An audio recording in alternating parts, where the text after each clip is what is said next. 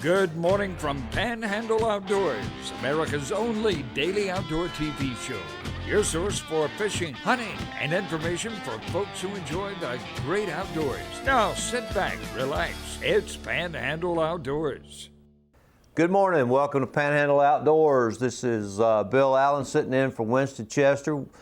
Tuesday, January the 15th, if you can believe that or not. But anyhow, let's take a look at the weather brought to us by Haney. We've got a high today of 56, low tonight of 40.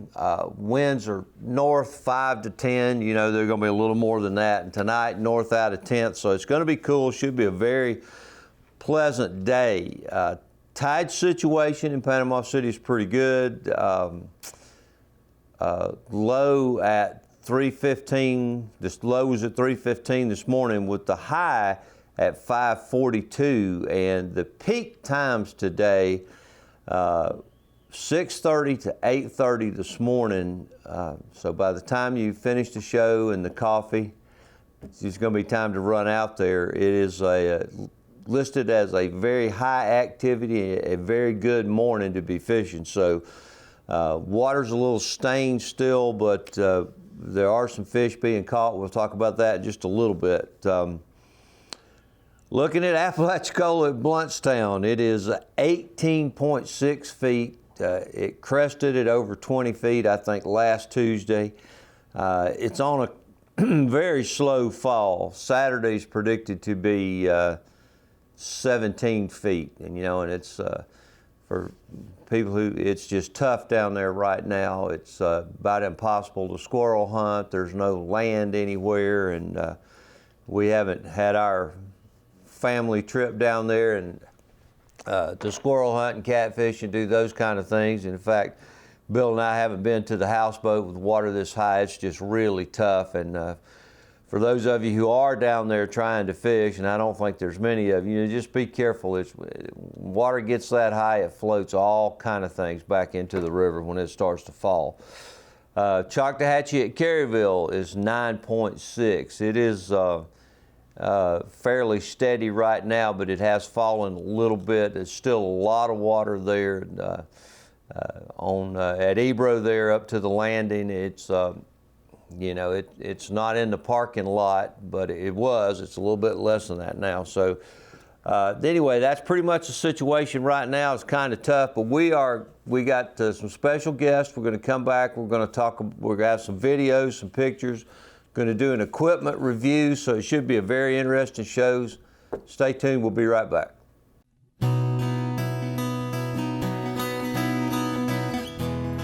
Hey, welcome back. I am happy to be joined this morning by Captain Michael Cowart. Thank you for having me. Mark. Yeah, I'm Mark. Cowart. Yeah, the other guy. I'm just Michael's dad. Michael's dad, yeah. Yeah, I've been Austin and Dalton's dad. The names go after a while, but we got a lot to talk about today. They brought some equipment, so we're going to do some equipment reviews, some of the things that they're using, but also we've got some video, which is a very interesting video from Louisiana. Louisiana, us sight fishing over there.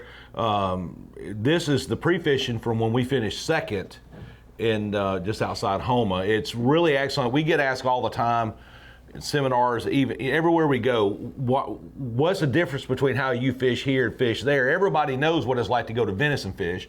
You go out there and throw top water or popping corks for those big bulls.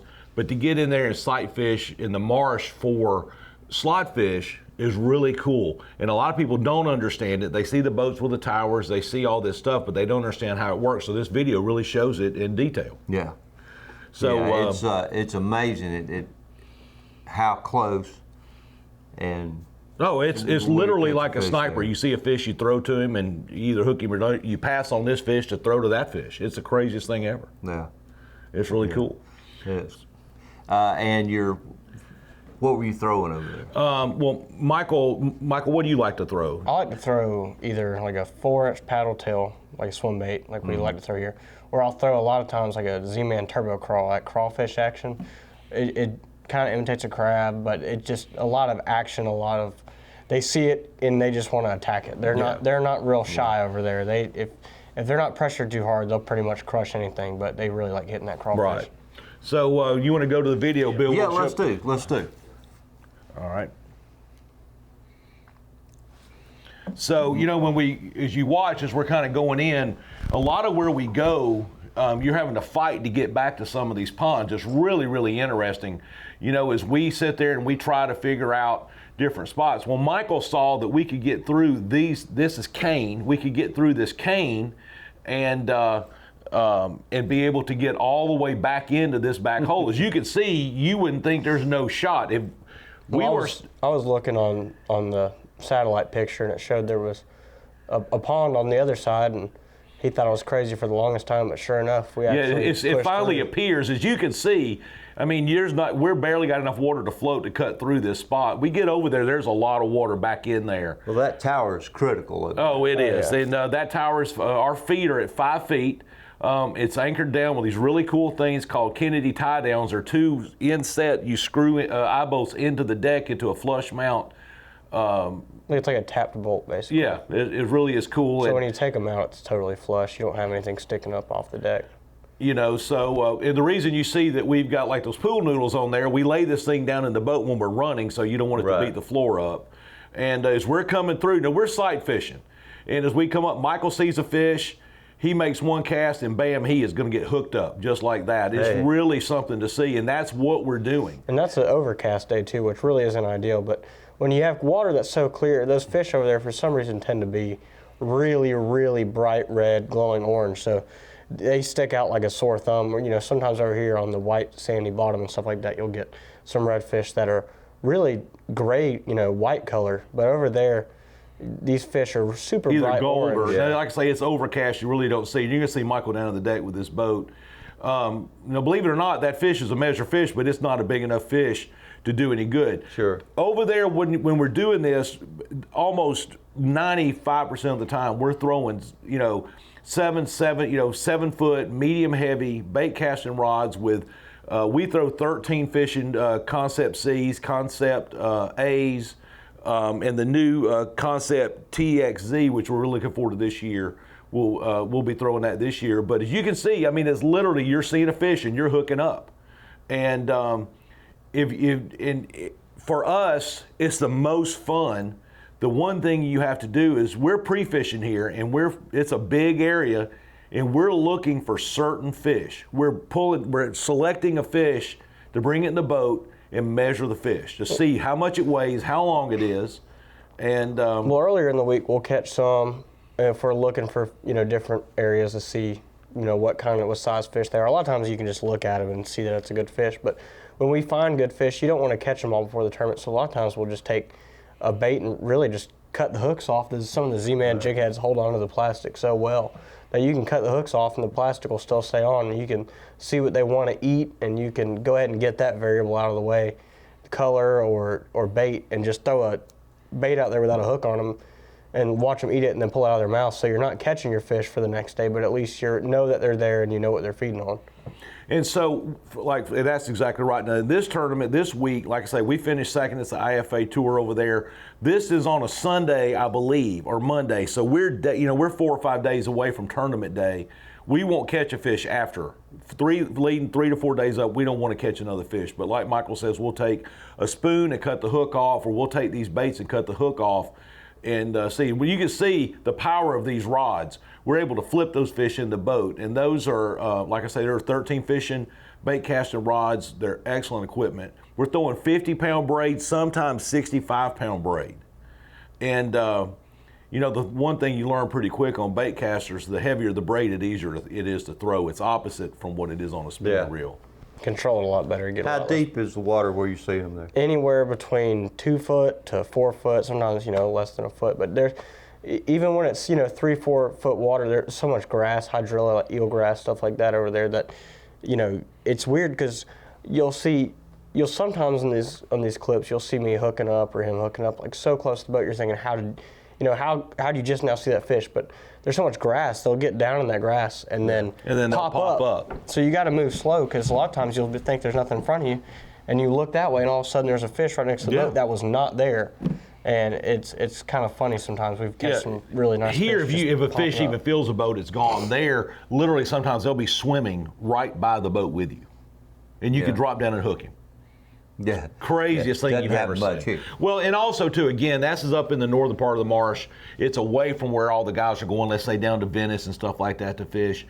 To me, this fish, catching bulls is just a lot of work. And to me, I'd rather catch a bunch of these. If I'm over there just messing around, we never keep those fish ever. The guides over there, they'll go out. They have huge limits, and you'll see pictures where they just got redfish lined up, 4 or 5 guys. But but us tournament fishing, we're letting them go. Yeah. So, absolutely, sir.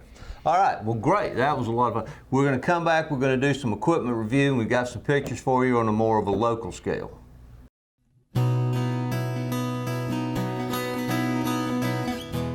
Hey, welcome back. I hope you enjoyed that. We're going to do a little quick equipment review right now with some of the rods and reels that you guys are using. And I have become a convert on these. Yeah, it's really good stuff. This 13 really fishing, yeah. So, for us, one of the things that we're doing, obviously, here, we want to throw as light a line as possible. Typically, we're throwing 13 fishing reels. That's what we throw. Typically, it's 10-pound braid. And we'll pair it up on this. Now, the cool thing about this fake green rod, it's a 7-1 medium. It's got a little bit more backbone. They actually make this particular 13 fishing rod, there's a little bit more glass in it. It's a little bit softer rod. It's a softer rod. Yeah, and I will tell you, we'll throw a lot of 1/8-ounce heads, kind of like these, kind of like this eye strike head. It's 1/8 of an ounce. We'll put it on a small paddle tail. We can still throw this fine, even throw an 1/8-ounce spoon a mile on this setup. And but for us, again, what we're doing is we're trying to find the things that have the most feel with the most casting distance that we can put together. Yeah, and with 10-pound braid on that setup right there, you can really cover some water, which is a crucial part of catching fish. Yeah, there's no doubt. Getting your bait as far away from the boat as you can. That's right. And they just now recently came out with the new Concept TXZ, new bait caster we just got our hands on. We saw them at iCast, and these things are bad to the bone. They're special. Really smooth, really light, but there's no ball bearings in this, which is almost hard to believe. But what's the first thing to go out in a reel in saltwater is your ball bearings. That's right. So I don't care how high-end ball bearings you have, if you don't take care of your equipment, or even if you do, eventually you're going to lose some ball bearings. So. That's right. And for us, we use a lot of bait casters, typically in Louisiana, sometimes in Jacksonville fishing, but No, I'm just going to say the 13 reels that I have and the rod. I just found, they're lightweight. They're very solid. They have a lot of backbone to them. I love the rod, especially in the longer versions, because, like with the Terramars that I was in, you could get the cast, you could get it out there, but the flexibility, it didn't have. There was too much of a delay in the set. That's right. There was too much of a delay in the set when you were fishing a delicate situation a long way from the boat. But you can do that with this rod, and it has the backbone that you don't have that drag from it bending that much. That's right. And I'm sorry, but no, you can. And it's not like the price point on these. It's surprising. Yeah, this rod we use this rod tournament fishing. $79. You can go to Dick's and buy them. A lot of the retailers have them. They're not at Bass Pro yet. Those hopefully will be soon. It's the only major retailer that doesn't have it yet. I don't know why that hadn't happened. But the other rod that we use is the Omen Green series, and that's an excellent rod. It's a little bit higher price, I think $119, $129, somewhere in that ballpark. But they're still excellent rods. We have some of our friends that will come over to our house and grab stuff when it comes in just to try it. I want to hear what they have to say. We got a buddy of ours that fishes with $300-$400 G Loomises, and he goes, man, that 13 rod, that Omen Green's as good as any rod he's ever had. And and that's one of the things. Another thing that we have, and Michael's going to tell you, but this is an amazing bait. Whenever this bait came out, I was a little skeptical when I first saw it at iCast because it's a little unique, but it makes a lot of sense, and it has turned out to be an absolute hit with me and anybody I give them to. But it's the Z-Man jerk shrimps, and anybody knows that when a shrimp is being chased by a predator, it jumps backwards. You know what I mean? And when we're working slow, they'll go forward. So this bait is designed to be fished backwards. And if you notice, the antennas have almost like a little paddle tail on them. So when you hop it, those antennas kick like crazy. And I first started working it slow, and I would catch fish on it when I was working it slow. But my buddy Hunter, I went out with him, and he's absolutely fell in love with these baits. And he's sitting there working it like a madman, just hopping it, and he is crushing them. And I like to fish a little bit slower, cover water, make sure I'm taking my time. But it's pretty cool because those antennas, when you hop that thing, it's got a lot of action, and those things just flap around like crazy. And we've been catching so many fish this winter on this bait right here. And they'll chase that thing down. That's one of the things that's surprising, and to watch a redfish in this cold water turn and run it down. Now we're putting this a lot on this new weedless eye jig head. Michael and I were lucky enough to be involved in the design of this, and there's a new head out that's called a Texas eye. And it's the same jig head design. It's designed to cut through grass without getting hooked up or any oysters or whatever. Your eyelet's up high on it. But it also, the way this is designed, it actually aerodynamically makes things ride a little better in the water. But this is... Mark, hang on a second. Now, we do this all the time. We have to go ahead and take this real quick break. We'll be right back and finish this.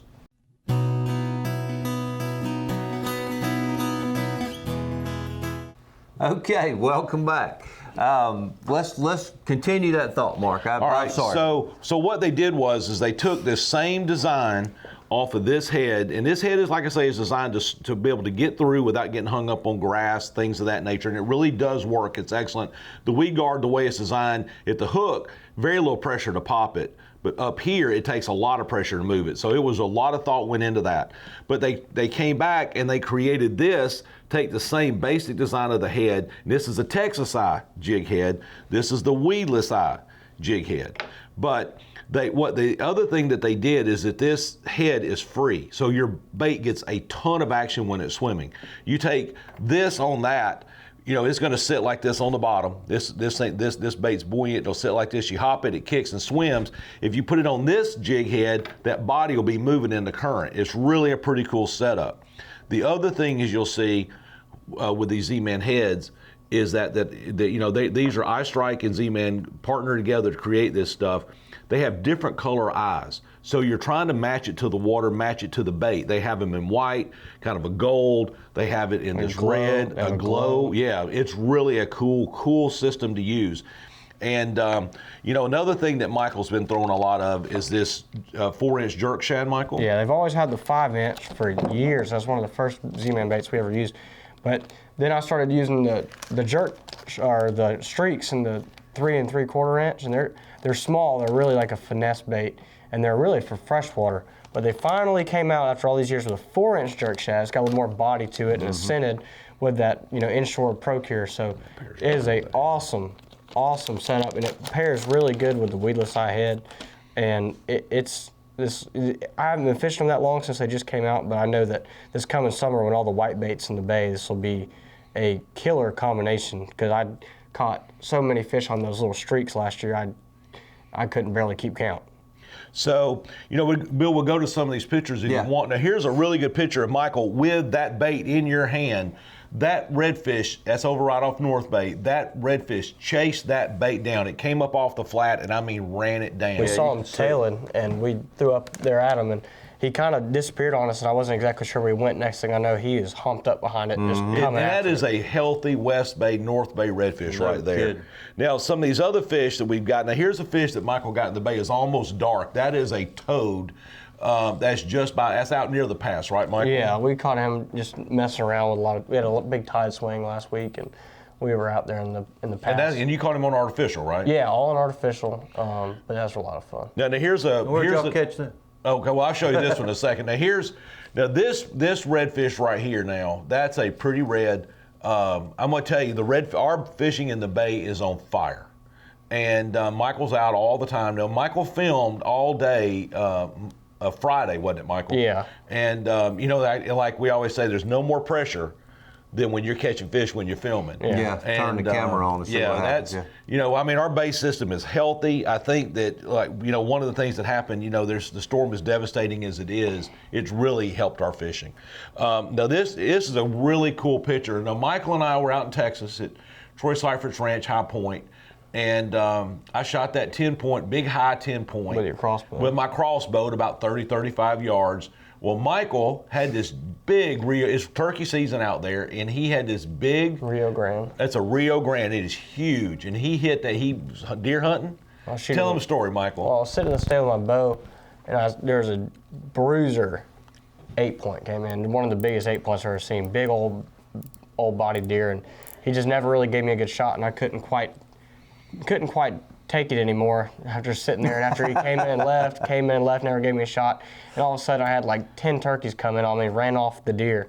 And because they don't like those turkeys coming there making a big commotion. They don't like it. And they have good eyesight, but the way the stand was set up, I kind of could lean behind the tree and draw my bow. And he was like at 20 yards, and he only went a couple feet, flopped around for a minute. But it was. I didn't realize that how big those Rio Grande turkeys are when you get out there and compared to some of our turkeys here. Yeah, nothing like it. That's exactly right, man. It's exciting. Before we cap this off, I have become, probably thanks to these guys, a Z-Man convert.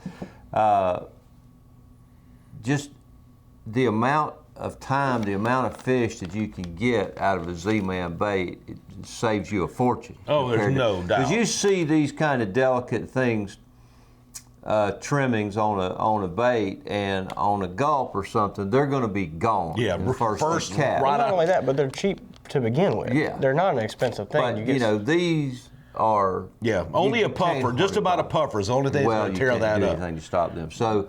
And also, let's do brand on the rod and the reel again, because these are great. The price point is great, and I really do love these rods. All right, so it's 13 fishing rod and reels, excellent quality. Price, they have different price like everybody else has. The fake green rod is a great rod, and man, I'm telling you, you can go see Michael at Dix. He works a couple of times a week down there. He'll help you. All right, listen, I appreciate you tuning in today. I hope you enjoyed it. Try some of these out there, great, and let us know how your fishing's been. God bless and have a good day. Thanks for watching America's only daily outdoor TV show, Panhandle Outdoors with Winston Chester, featuring hunting, fishing, and other activities and information to help you enjoy the great outdoors. Join us next time for Panhandle Outdoors.